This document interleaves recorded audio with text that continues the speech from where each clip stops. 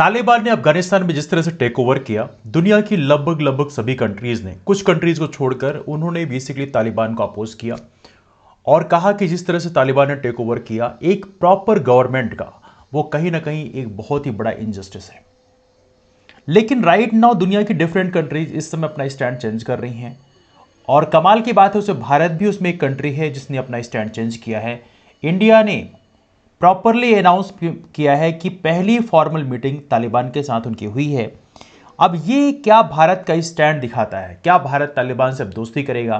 क्या भारत तालिबान को प्रॉपरली अफगानिस्तान का एक स्टेट के रूप में, गवर्नमेंट के रूप में एक्सेप्ट करेगा? ये एक बड़ा कंसर्न दुनिया के लिए है। यहां पे आप देख सकते हैं बहुत सारे न्यूज़ दिखाया है, Indian envoy meets Taliban representative इन दोहा after complete US troops withdrawal. पता होना चाहिए यूएस के सारे ट्रूप्स इस समय अफगानिस्तान से जा चुके हैं और इस समय यहां पर इंडियन जो एम्बेसी हैं जो कि दोहा में है इस समय, उन्होंने प्रॉपर तरीके से तालिबान के जो प्रतिनिधि हैं उनसे मुलाकात किया है। देखिए आप देख सकते हैं भारत के एम्बेसडर हैं जो कतर में हैं, इनका नाम है दीपक मित्तल।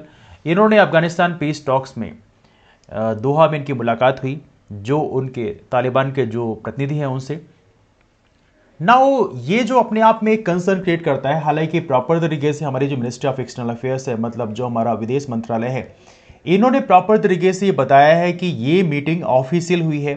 इंडियन एम्बेसी जो है ये तालिबान के जो पॉलिटिकल ऑफिस है जो दोहा में है उनके हेड से मुलाकात किए हैं और ये जो मीटिंग है किसके बीच में हुई? दीपक मित्तल जो कि हमारे एम्बेसडर है कहाँ पे, कतर में, और शेर मोहम्मद अब्बास की बात करें, ये हेड है तालिबान पॉलिटिकल ऑफिस दोहा के। इनके बीच प्रॉपर तरीके से मीट हुई। कौन कौन से डिस्कशन में क्या क्या बातें हुई उनमें कुछ बताया गया है कि हाँ सेफ्टी है, सिक्योरिटी है और साथ में जो early return of Indian nationals, जो कि भारतीयों को वापस बुला लिया गया था अफगानिस्तान से, तो उनको रिटर्न वापस जाने के लिए, चूंकि वो लोग कहीं ना कहीं जॉब कर रहे थे वहां पे, तो उनको वापस से बुलाने की बात हुई है। साथ में यहाँ पे बोला गया है कि जो अफगान जो नेशनल्स हैं, स्पेशली माइनॉरिटीज़ की बात करें, उनके सिक्योरिटी की बात करें, तो देखिए फंडामेंटलिज्म जो है कहीं ना कहीं इस समय दुनिया में उदय हो रहा है। चाहे आप किसी भी कंट्री में देखें, माइनॉरिटीज़ के साथ में जो उनके साथ अत्याचार होते हैं वो ऑलमोस्ट हर एक कंट्री में देखने को मिलते हैं, चाहे वो पाकिस्तान हो, चाहे अफगानिस्तान हो, इवनली चाहे इंडिया हो, भारत में भी माइनॉरिटीज़ के साथ अत्याचार जो हैं कई, उसके हम लोगों ने कई सारे ऐसे नज़ारे देखे हैं जो काफ़ी दर्दनाक हैं। This is a very highly unfortunate. यदि पर्सनली मेरी बात करें, मैं क्या विश्वास करता हूं, मैं बेसिकली इतनी फंडामेंटलिज्म में बिलीव नहीं करता हूं। मैं सोचता हूं कि लोगों को मॉडरेट होना चाहिए, क्योंकि देखा जाए तो आपको पहले ह्यूमन होना चाहिए, पहले आप मानव बने। धर्म है, जाति है, देश है, ये सारी चीज़ें बाद में आती हैं। सबसे पहले ऊपर आता है आपका मानव होना। यदि आप एक इंसान को मानव नहीं मानते, इसका मतलब यह है कि आपको मानव बनने की जरूरत ही नहीं है। तब तो फिर this is highly unfortunate for our world. इस समय दुनिया की डिफरेंट कंट्रीज में जब देखें तो उनके अंदर जो फंडामेंटलिज्म हावी हो रही है, कहीं ना कहीं दुनिया के लिए एक बड़ा कंसर्न क्रिएट करता है। हालांकि देखा जाए तो पहली बार इंडिया ने एक्नॉलेज किया है फॉर्मल कॉन्टेक्ट को कि हाँ तालिबान से हमारी मुलाकात हुई है। चूंकि आपको पता होना चाहिए अगस्त 15 में देखा है तो काबुल में बेसिकली तालिबान ने कब्जा कर लिया है। तो एज ऑफ नो देखा तो ये पहली फॉर्मल मीटिंग है जहां पे भारत ने प्रॉपर तरीके से एक्नॉलेज किया है कि हमारी तालिबान से ऑफिशियल तरीके से मीट हुई है। हालांकि पहले भी अनऑफिशियल तरीके से मीटिंग हुई होगी, लेकिन अभी ऑफिशियल मीटिंग को रिकॉग्नाइज किया गया है।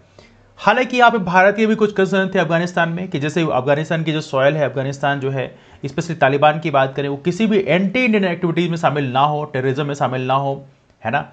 लेकिन ये भी कहीं ना कहीं एक बात करता है कि जो हम बात कर रहे थे कि ऐसी कंट्री जो ह्यूमन राइट वायलेशन करते हैं उनके साथ में हम किसी भी तरह से रिलेशंस प्रॉपर तरीके से नहीं बनाएंगे, तो ये भी एक कंसर्न क्रिएट करता है कि जो तालिबान है, ह्यूमन राइट वायलेशन वहाँ पे हुए हैं, इसमें कोई शक की बात नहीं है।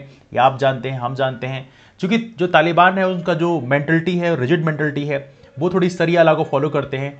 लेकिन इवनली देखा जाए तो यहाँ पे हमारे देश में आज भी हमारे जो लीडर्स हैं वो तालिबान को एज एक टेररिस्ट ऑर्गेनाइजेशन के रूप में एक्सेप्ट करते हैं। यहां पर देखा है तो बीजेपी के सीटी रवि हैं जिन्होंने बेसिकली कालाबुर्गी में एक पोल हो रहा था, इसके पहले इन्होंने बोला कि एआईएमएम, असाउद्दीन ओवैसी का नाम जानते होंगे, इनके हेड हैं, इनको तालिबान से उन्होंने तुलना कर डाली।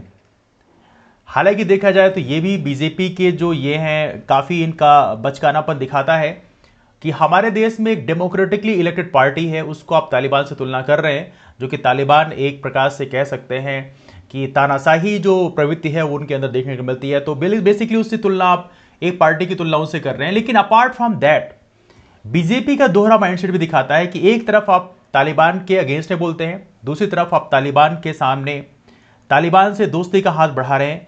तो कहीं ना कहीं कंसर्न क्रिएट करता है कि शायद इनको शायद पता नहीं होगा, इनके शायद बॉस ने इनको बताया नहीं होगा बेसिकली आपको पब्लिक मीटिंग में क्या बोलनी है। हो सकता है वो स्पीच पुरानी तैयार रही हो और अभी बोल दिया हो, दैट्स पॉसिबिलिटी।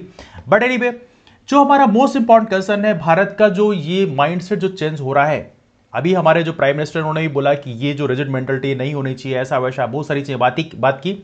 16 अगस्त में उस समय तालिबान को टेररिस्ट ऑर्गेनाइजेशन हम एक्सेप्ट कर रहे थे, लेकिन 27 अगस्त में महज डिफरेंस यहां पे आप देख सकते हैं 11 डेज की डिफरेंस में हमने तालिबान को टेररिस्ट ऑर्गेनाइजेशन के रूप में फाइनली अब जो है रिकॉग्नाइज नहीं कर रहे हैं। और देखा जाए तो यहां पे सुहासिनी हैदर ने बोला कि ये बहुत ही सरप्राइजिंगली है कि तालिबान का जो वर्ड है वो यूनाइटेड नेशन सिक्योरिटी काउंसिल की मीटिंग से गायब हो गया। देखिए, आपको पता होना चाहिए यूनाइटेड नेशन सिक्योरिटी काउंसिल का एज ऑफ नाउ, अब तो नहीं, लेकिन अगस्त महीने की बात करें, अगस्त महीने में भारत यहां पर प्रेसिडेंट था और यहां पे भारत के पास प्रेसिडेंसी जो थी उसमें बेसिकली सारा का सारा प्रपोजल तैयार किया गया था, जिसमें दिखाया गया था कि तालिबान पहले टेररिस्ट ऑर्गेनाइजेशन था, लेकिन 11 दिन के डिफरेंस के बाद तालिबान का जो रेफरेंस है टेररिस्ट ऑर्गेनाइजेशन के रूप में वो हटा दिया गया अफगानिस्तान के स्टेटमेंट में। तो कहीं ना कहीं ये कंसर्न क्रिएट करता है, क्या भारत का स्टैंड अब चेंज हो रहा है? ऑलमोस्ट बहुत सारे स्टैंड चेंज हो चुका है। तो क्या भारत तालिबान जैसे ऑर्गेनाइजेशंस को, मिलिटेंट ऑर्गेनाइजेशंस को as a proper state government of Afghanistan के रूप में एक्सेप्ट करेगा क्या? ये एक बहुत बड़ा कंसर्न है दुनिया के लिए। आपको क्या लगता है, नीचे कमेंट करके बताइए, क्या भारत को एक्सेप्ट करना चाहिए या नहीं करना चाहिए? हिस्ट्री ऑफ तालिबान की बात करें तो इसके बारे में आप लोग ऑलरेडी जानते हैं, लेकिन फिर बताते हैं। 1994 में तालिबान का उदय होता है। हालांकि इसके पहले देखा जाए तो तालिबान का जो उदय है मुजाहिदीन का जो है एक फैक्शन के रूप में उसका उदय हुआ है। आपको पता होना चाहिए, चूंकि बेसिकली सोवियत यूनियन ने अटैक किया था अफगानिस्तान में 1979 में, और इन्होंने 1989 में बेसिकली अफगानिस्तान फिर छोड़ के चले गए थे। उस समय मुजाहिदीन का फॉर्मेशन हुआ था। मुजाहिदीन जो है एक प्रकार से एक ऑर्गेनाइजेशन थी, मिलिटेंट ऑर्गेनाइजेशन बनाया गया था, जिसका सपोर्ट बेसिकली यूएस भी कर रहा था बेसिकली रसिया के अगेंस्ट में उस समय का वक्त था। लेकिन बाद में वो मुजाहिदीन का एक फैक्शन बन गया तालिबान, दूसरा फैक्शन नॉर्दर्न अलायंस बन गया। उसके बारे में हालांकि हम बात अभी नहीं करेंगे, लेकिन सबसे महत्वपूर्ण बात यह है कि तालिबान का फॉर्मेशन इस तरह से होता है। आप देख सकते हैं एज ऑफ नाउ अफगानिस्तान के मेजर पोर्शन में तालिबान कब्जा ऑलरेडी हो चुका है। कुछ पोर्शन ऐसे हैं जो थोड़ा रेजिस्टेंस ऑफर कर रहे हैं, जैसे पंजशीर घाटी की बात करें, पंजशीर घाटी हल्का सा रेजिस्टेंस ऑफर कर रहा है, बाकी rest of the entire Afghanistan is under the control of Taliban. तो ये रहा डिस्कशन आज का, this all about that discussion कहीं से वाइंड अप करते हैं। आई एम श्योर यहाँ पे कुछ ना कुछ वैल्यूएशन आपको मिला होगा। आपके क्या ओपिनियन है, आपके क्या कमेंट्स हैं, नीचे कमेंट आप जरूर करें, प्लीज डू कमेंट बिलो। आपके कमेंट्स की बहुत ज्यादा वैल्यू होती है हमारे लिए, आपके कमेंट्स, सारे कमेंट्स मैं रीड करता हूं, और पसंद आया लाइक कर जरूर कर दीजिएगा। और हाँ, यदि आपने चैनल को सब्सक्राइब अब तक नहीं किया है then do subscribe the channel. मिलते हैं फिर, तब तक के लिए bye bye and take care.